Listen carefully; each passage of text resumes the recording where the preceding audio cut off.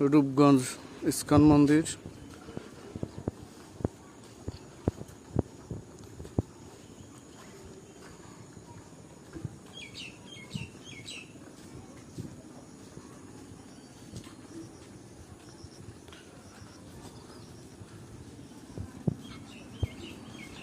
মন্দিরের এখনো সব কাজ শেষ হয় নাই, রং টং করা কিছুই শেষ হয় নাই।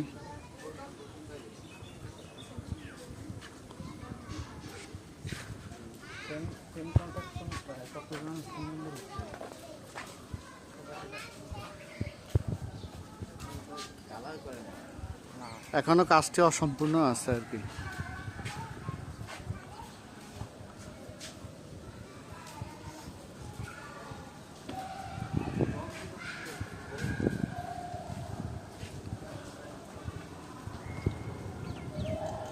মন্দিরের পাশে খুবই সুন্দর একটা পুকুর আছে, এই পুরো এরিটাই মন্দিরের।